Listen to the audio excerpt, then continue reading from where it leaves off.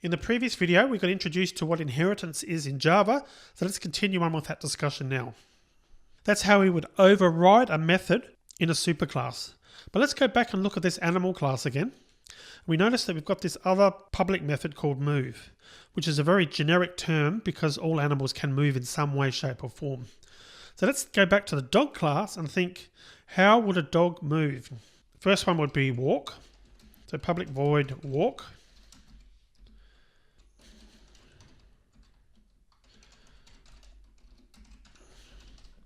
But we'd also have run as well.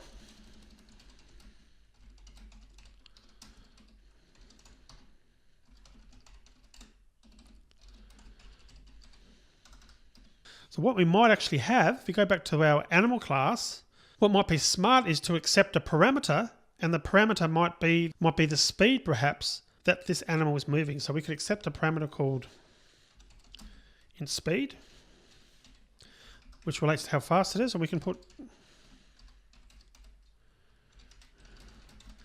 animal is moving at speed. So we've now got a parameter. So we go back to the dog class, where we might say for the dog class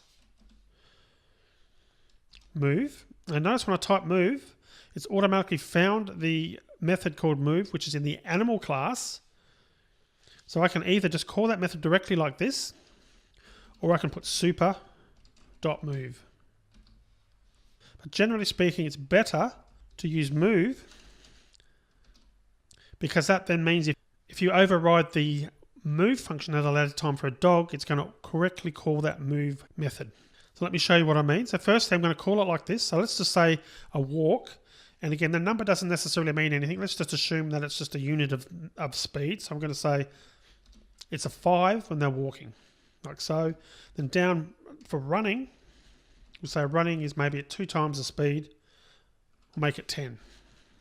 So if I go back and run this, and we put dog.walk, run that. Dog.walk has been called, animal is moving at 5. And likewise, if we did a dog.run, dog.run called, animal is moving at 10. And just to be clear, what we could probably have done is we could put animal.move called, just to be clear which method is being called. And you can't quite see that, but basically animal is moving at 5 and 10. You can see animal.move, and animal.move has been called.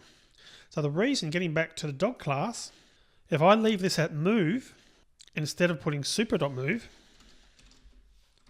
the reason I want to do that would be at some point in the future I might decide I need to create something, some characteristics, something unique for this dog class for moving. So for example, if we go to override, we want to override the move method this time. You notice I've got the option to override that. So I'm going to select that one. What we might decide to do there is, personally we'll indicate, we'll say dog.move called. We might decide to do something like move legs, because obviously a dog moves its legs to move. And maybe that would be the speed as well. So we would create a method called move legs.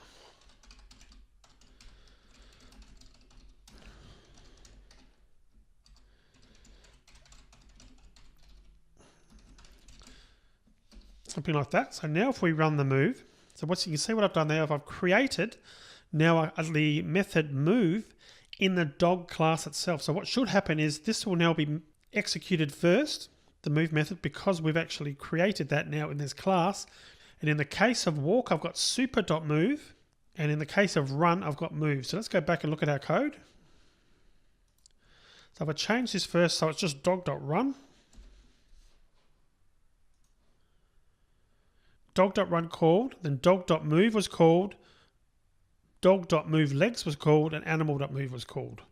So you can see, getting back to our code, so back in the run method, you can see we've just called the method move.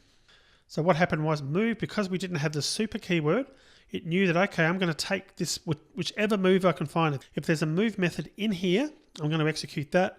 Otherwise, I'm going to execute the super one automatically. In other words, the move method that's in the animal class. And that's what happened in this case. And just to confirm that, we could also comment that code out. Oops, not that last line. And go back and run that again. Oops, I should have commented that out as well. Try again. You can see what's happened here. Dog.run was called, but now animal.move was called.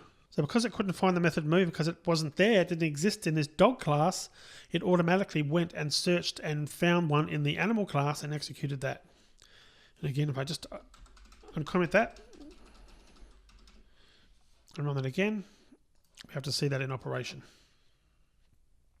Now it's calling dog.move. Dog.move legs were called animal.move. So you can starting to get the idea now how methods can be called depending how you set this up, either in the class you're working in or in the superclass. It really does depend how that's been set up. So we go back to our dog class again. You remember that in this case, super.move is called. So even though we've got a move method set up, we're actually telling it not to look in the current class. We're saying super.move, which says only execute the move method in the superclass. So if I go now and actually run that and use the .walk, so I'll comment that out and uncomment that. So now we've just got the dog.walk, and I'll stop the dog eating just to save a bit of output. So if we run that now, so you can see dog.walk was called, animal.move was called. So even though we've defined a method here called move in the dog class, what's happened is we use the super keyword, super.move. So in that case, what we're saying to Java is don't try and execute the move method if there is one in this class. Automatically go to the superclass, in other words, the class we're extending from, inheriting from, which in this case is animal. So you can see here now that what we've done with the dog class is we've created a class that is still based on the animal class, in that it's got these base characteristics of a name, the brain, the body, the size, and the weight. But in addition, we've defined some extra fields, eyes, legs, tail, teeth, coat, that are applicable only to a dog. And we've also defined some behavior like chew, walk and run, which is specific to dogs, move legs, which was specific to dogs. But we've also overridden some functionality. In other words, what we've done here is we've created a method of the same name as a method from the animal class, but we've overridden that with our own unique implementation, which has, in this case, added a call to the chew method for the dog chewing mechanism, but then it's also calling the super functionality, in other words, the eat method from the super class as well.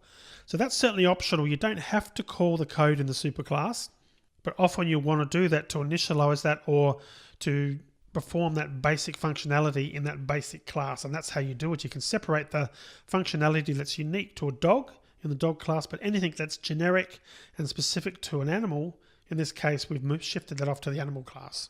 So let's now just do one more example of a class that inherits from animal. Let's create a class called fish. So fish is an animal. So we're going to extend from animal. We call it fish. So what are some unique characteristics of a fish? Well, let's go with a couple. Int, private int gills. Fish have got gills. They've got eyes, so we need to define those. Private int fins. Fin or fins. So what we'll do now is we'll type extends animal. And we're getting that error again now because it wants that constructor to be fixed up. No default constructor, so we need to create our constructor. I'm going to specify those three. Now once you see what happened when I did that, automatically it's initialized our three parameters, but it's also initialized the other three parameters, the other 5 parameters from our superclass as well. And if you recall, we decided previously that we weren't going to define brain and body. We're going to do the same. One, maybe one. So we'll define that again, and we'll take those out of the constructor. I'll delete that so we've got a bit more space. So very similar to the dog class, but in this case, we've created a new fish class that inherits from the animal class, and we've defined some unique characteristics for the fish, namely gills, eyes, and fins. And we could do something similar with methods. We could create some, for example, there's a rest method, because fish rest, they don't necessarily sleep. So let's try rest. Create another one, swim. Rather, their movement is swimming instead of walking or running. And so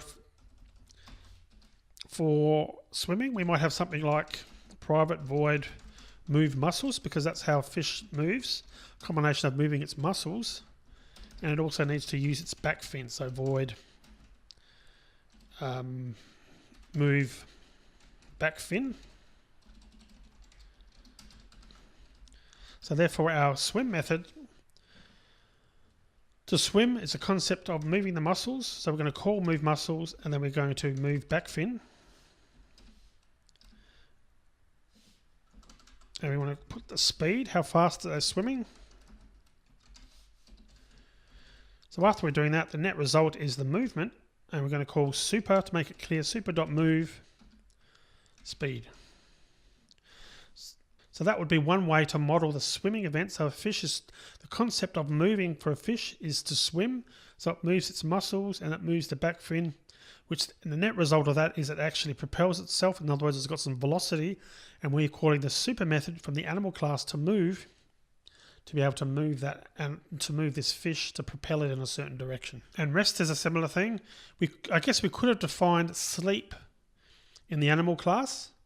The reason I didn't do that is fish generally don't sleep, they actually rest. So it's actually not probably appropriate to put a sleep method or a state in the animal class, because not all animals, as we've defined, necessarily sleep, at least in that same fashion that we're used to when we use the term sleep. A dog, it would be appropriate to put a sleep in here, because of course dogs do sleep. So you can see that you could take this, you can actually extend this out. We could even have specific types of dogs that extended on from the dog class. We could have like a Yorkie dog, for argument's sake, or an Alsatian or a Labrador that has the unique characteristics of a dog. So you can keep extending on and on and on if you want to. As you'll see when we start getting to the stage of this course, start creating some real apps, you'll see that you want to take care to make sure you're still using this the same way and you're not making things overly complicated unnecessarily. But that comes with experience, and we'll certainly be talking about that more in future videos. The main thing is to get a good handle on the concept of inheritance and how we're taking the base characteristics defined, in this case in the animal class, then we're extending from or inheriting from that class to create a new class that inherits those states. In other words, the fields and also the behaviors, which is the methods, which we can use in our new class, and then we can of course then add new methods and new fields to that new class as well. So very, very powerful, and you'll see that in operation in future videos, in future apps that we're going to create in this course. So I'm going to end this video here now.